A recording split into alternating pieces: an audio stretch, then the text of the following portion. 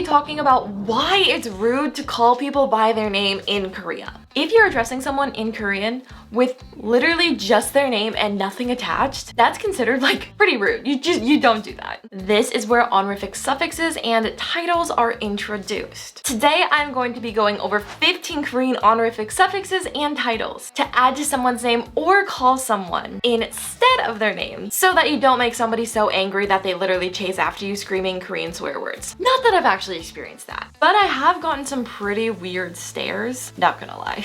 To start off this video, I have a few questions for you guys regarding Korean honorific suffixes and titles. What would you call somebody who is unfamiliar with you, you don't really know them that well, but is at a relatively equal social and conversational standing? What about somebody who is your boss or teacher? What would you call them? Or what if you're addressing somebody who's either older than you or younger than you in school? What would you call them? How would you address them? Let's go over it. First, someone you're unfamiliar with but is at an equal social standing or conversational standing. With this type of person, we use she at the end of their name. When you add this to somebody's name, it basically has the same thing as like Miss, Mrs, or Mr in English. This is your go-to for somebody who you know has the same similar standing as you, but you're pretty unfamiliar with. Their name plus she. Quick tip, the suffix should always be attached at the end of the first name and not their surname, so just keep that in mind. I remember when I first started watching Korean dramas, I heard she used all the time after all the names. So if you watch K-dramas, I'm sure you can see this example everywhere. 유수 씨,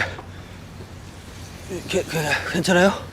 Next, we have somebody who is your boss or teacher. What would you call them, right? 님 is the correct honorific that you would use with these types of people. This is a step above she and is used with someone who has like a really good profession or other notable status, such as a songsaeng님, a teacher, or a 대표님, the CEO of a company. As you can also see based on those past two examples, you usually attach 님 at the end of their profession, not really their name. songsaeng님, teacher plus 님, 대표님, CEO, president plus 님. That's what makes it polite and that's what you call these kinds of people. 네, 대리님. 먹고 싶은 거 생각해놔. Now, when it comes to addressing your schoolmates, those who are older than you or younger than you in a higher class or lower class, how do you call them? We have two terms for that. 선배 and 후배. If you've watched any K-dramas set in like a high school setting, then you've probably heard both of these honorific titles. 얘기해요, 선배. You can literally just call someone 선배 or 후배 without even saying their name. It's fantastic, just use a title. This would be so helpful for somebody who just is terrible with names like me. I love Korea, guys. But if you don't want to go that route, you can also say 선배 or 후배 right after their name, such as... Alright, now let's move on to a few more questions. These questions are a little bit harder, so see if you can figure out the answers. What would you call somebody who is younger than you and unmarried? So unmarried female and an unmarried male. And what about addressing somebody as dear, such as in a letter or in other forms of writing?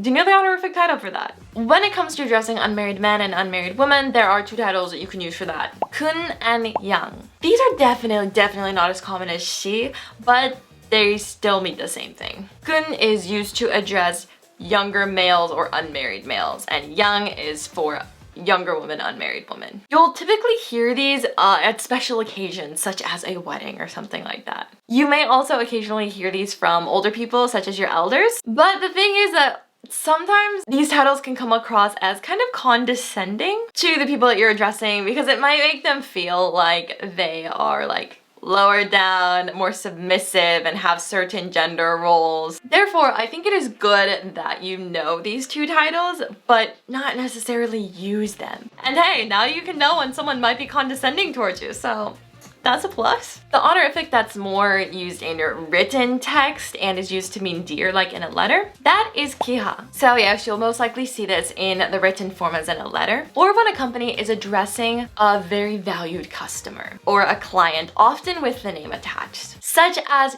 윤희철 kiha.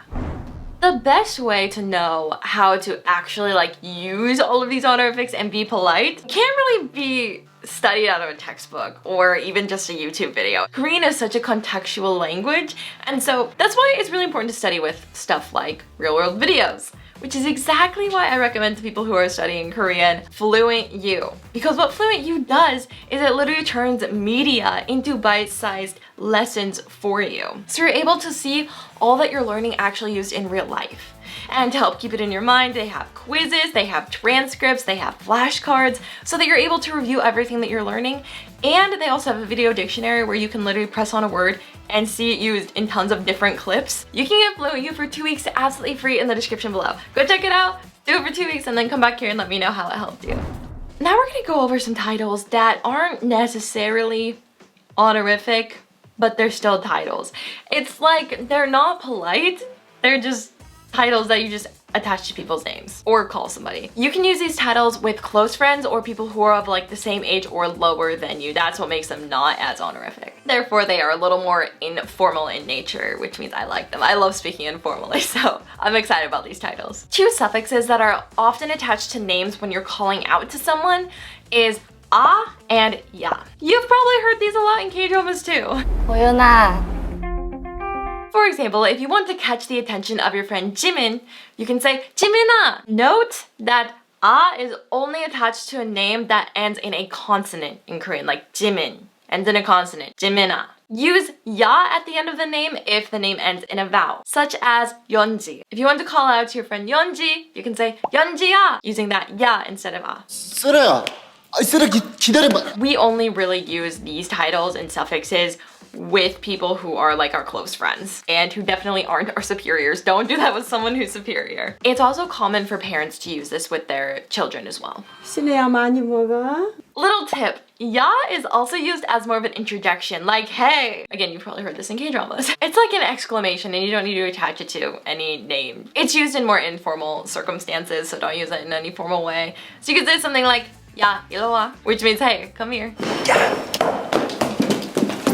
Nom and nyeon are two more informal titles that you can use. And by themselves, they're actually kind of derogatory towards either a man or a woman. And when they're used, they usually highlight the negative aspects or qualities of a man or woman. Nom is for man, nyeon is for woman. I am very familiar with these because I made a huge mistake when I was in Korea before. It's really embarrassing to talk about, but I'm gonna tell you anyways. When I was studying Korean, I originally thought nom and nyeon just meant man and woman in no derogatory form. See, this is where I didn't study with context, guys. Me and my friend were walking around one night and we saw this guy. He kind of looked like he was a celebrity because all these people were waiting in line to like get his signature and take photos with him, but we didn't know who the guy was. He seemed like an older guy.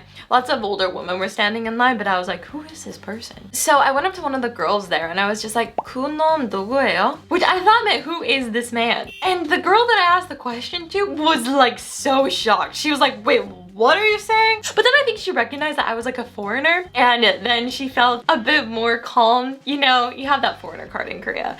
And she kindly told me that this guy was like part of this like show, this drama or something, and people were really into him. So she told me that much. So I was really thankful for that, but I still feel so bad about that. So yeah, I really made a mistake with nom in Korea. So don't do it, guys. I mean, the person reacted well because she was nice, but you will not get that reaction all the time. So just don't make the Shuri mistake, okay? Okay. However, you can use nom and nyeon as more of like a teasing way with your friends, you know? So it can be used in two ways, as more of a derogatory term towards someone, or as more of like a teasing way with your friends. Just be careful with this one. By the way, if you're liking this video so far, don't forget to give it a thumbs up to let me know. Now we're gonna go over some common Korean titles for friends or family members.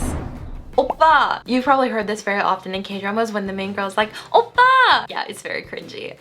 But it means older brother, and a younger girl will call that to an older guy. It's more specifically now if they have like a really close relationship or if they're like dating. So it kind of has more of like a romantic term to it, but younger sisters can also call their older brothers Oppa. It's, yeah, just when a girl's younger and the guy's older and you're pretty close. 오빠. 오빠, 내가 웃겨서 만나는 거야? 형! This is an expression I can never use, which is really sad. But it's basically a younger boy will call this to an older guy. If they're pretty close, that's important. Don't go calling a random stranger hyung. So this can be used in a family setting with the younger brother calling the older brother hyung, or just with friends if like your friend's like a year or two older than you and you're a guy, you just call him hyung. Nuna. This is another title that I cannot use. It is for a male to call an older girl. If I had like a brother who was a few years younger than me, he could call me Nuna. And then if also I had a guy friend who was like a few years younger than me, he would call me Nuna. 언니. This means older sister. So if I have a friend who's a few years older than me and we're close, I could call her 언니. Similarly, if I had an older sister, I could call her 언니 as well. 열심히 하라고 언니가 선물해주는 거야. If you want to review everything that I went over in this video, plus some more bonus content, be sure to download the free FluentU PDF in the description below. It's got all this information in here, plus more. I think it'll be really helpful to review. Now, I have the perfect video for you right over here to go watch next. It's all about how to start a conversation with anybody in Korean. I go over 10 sentences that you can use to just start a conversation to get talking to someone. It's a really helpful video and I think you'll really enjoy it, so I will see you guys over there for the next part of our lesson.